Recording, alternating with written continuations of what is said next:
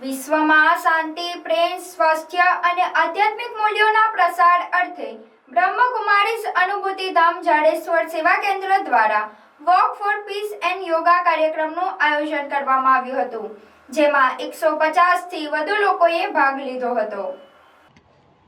બીકે પ્રભા દીદીજીના માર્ગદર્શન હેઠળ વિશ્વ યોગ દિવસની ઉજવણી અંતર્ગત આયોજિત કાર્યક્રમની શરૂઆત બીકે નીમા દીદી દ્વારા રાજયોગ અને મુરલી ક્લાસથી કરવામાં આવી હતી.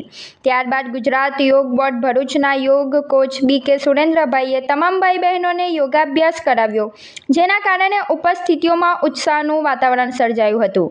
ત્યારબાદ walk for peace and yoga રેલીનો પ્રારંભ બીકે નીમા દીદી તથા વિશેષ અતિથિ પ્રકાશચંદ્ર પટેલ દ્વારા ફ્લેગ ઓફ આપી કરાયો હતો. આ પ્રસંગે વિશેષ અતિથિ પતંજલિ યોગ સમિતિ દક્ષિણ ગુજરાતના મીડિયા પ્રભારી, ગુજરાત રાજ્ય યોગ બોર્ડમાં યોગ કોચ તથા સંસ્કૃતિ સમાજ સેવા સંસ્થાન ટ્રસ્ટના સ્થાપક પ્રકાશચંદ્ર પટેલે કાર્યક્રમની પ્રશંસા કરતા સૌને યોગ અપનાવી નિરોગી અને સ્વસ્થ જીવન જીવવાની પ્રેરણા આપી હતી. તેમણે બ્રહ્મકુમારી સંસ્થા દ્વારા સમાજમાં શાંતિ અને સ્વાસ્થ્ય માટે કરવામાં આવતા પ્રયત્નોની પ્રશંસા સાથે આભાર વ્યક્ત કર્યો હતો.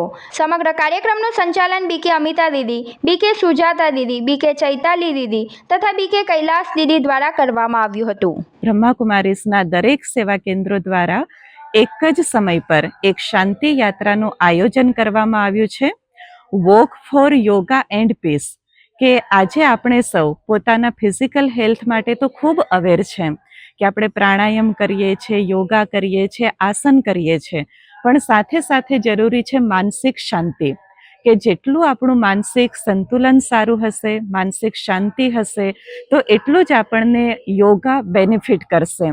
તો આજ રોજ જે શાંતિ યાત્રા કાઢવામાં આવી રહી છે, તો કેજીએમ વિદ્યાલયથી લઈને જાડેશ્વર ગામની અલગ અલગ સોસાયટીઓમાં ફરીને આ શાંતિ યાત્રાનો સંદેશ આપવામાં આવશે કે જીવનમાં પ્રાણાયામ, યોગા, આસનનું પણ મહત્વ છે અને સાથે સાથે ધ્યાન દ્વારા માનસિક શાંતિની પણ ખૂબ આવશ્યકતા છે. તો એ જ સંદેશ લઈને આજે બ્રહ્માકુમારીઝ વિદ્યાલય જાડેશ્વર દ્વારા આ શાંતિ યાત્રા રેલીનું આયોજન કરવામાં આવ્યું છે. ઓમ શાંતિ.